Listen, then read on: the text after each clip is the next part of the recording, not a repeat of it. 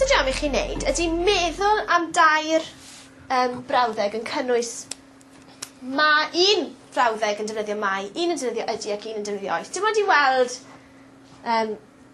beth allwch chi gynhyrchu I ddechrau. Oce, iawn. Rachel. Mae 2 frawd I fi. Mae 2 frawd gyda fi. Iawn, gret. Mae bachgen yn bwyta.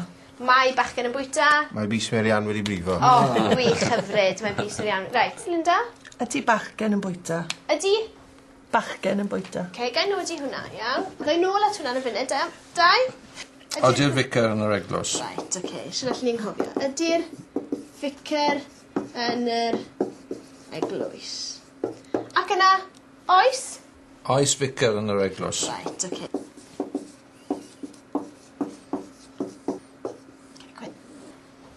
Gwall sy'n codi'n aml iawn ydy bod rhywun yn gofyn, ydy ficar yn yr eglwys?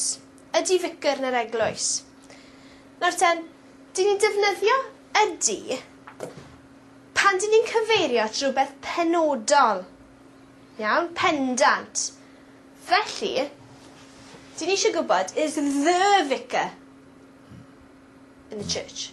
Okay? Ydy'r vicar yn yr eglwys. Felly, dyn ni'n defnyddio ydy gyda'r fanod. Iawn? Ac dyn ni'n cyfeirio at y vicar. Mr Jones ydy enw'r vicar, iawn? Felly, Mr Jones fydde hynny'n benodol yn fydde. Felly, allan ni ddweud, ydy Mr Jones yn yr eglwys? Nawr te, mae'r cwestiwn yma, oes vicar yn yr eglwys? Dyn ni'n cyfeirio at rhywbeth amhenodol, cyffredinol. Felly, sut fyddech chi'n cyfieithu hwn i'r Saesneg? Oes vicar. Is there? Is there a vicar? Nawr ten, llech chi ofyn, is there a Mr Jones here? Oes Mr Jones yma? Oes Mr Jones yn gael yma? Oes, okay. Ond, is Mr Jones? Ydy Mr Jones yma? Felly, mae hwn yn well sy'n codi'n aml iawn yn dad. Nid, dwi'n gweld y dro ar ôl tro ar ôl tro. Okay? A mae'n haws I wneud ar lafar, dwi'n credu. Mae'n haws I golli'r fanod wrth I chi siarad nag I chi ysgrifennu. Felly, os dyn ni eisiau gwybod, os dyn ni'n defnyddio ydy, mae'n rhaid I ni fod yn sôn am fachgen penodol. A bydd rhaid ni ddweud, ydy'r bachgen yn bwyta. Iawn? Felly gwyliwch eich defnydd o ydy ac oes.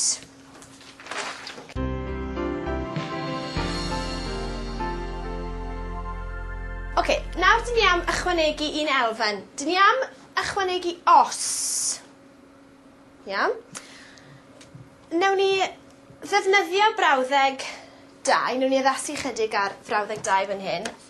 Os mae'r vicar yn yr eglwys, nid yw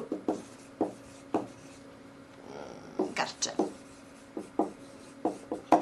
Os yna rhywbeth, ydy'r brawddeg yn anghywir neu'n anghywir? Anghywir. Okay. Beth sy'n anghywir, Dau?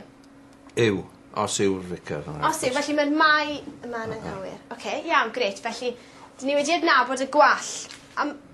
Hwn yn wall cyffredin iawn, ar lafar yn enwedig. Os dyn ni'n dweud mai vicar yn yr eglwys, dyn ni am ychwanegu os, if, iawn, os mai vicar yn yr eglwys, Os oes vicar. Oes vicar yn yr eglwys.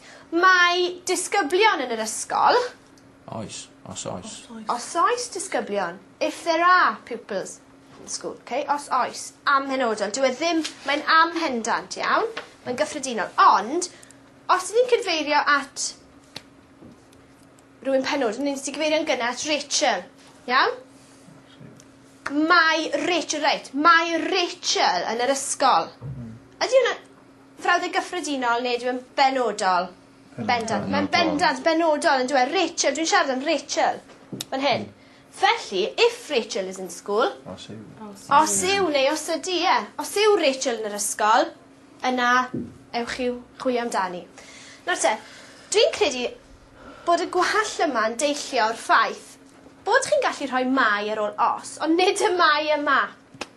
Mae'n bosib I chi roi mai gydag I ddot ar ôl os. Ond beth ydy ystyr, maen nhw'n wahanol yn dyn nhw. Be bydd ti'n gweud Dau yn lle mai fan hyn? Sa'n bod. Taw. Taw, iawn. Taw fydde ti'n gweud? Taw, taw. Iawn. Taw fi'n credu fydden ni'n dweud ar lafar. Os taw dau sy'n dysgu, mae rhaid i chi aros yma.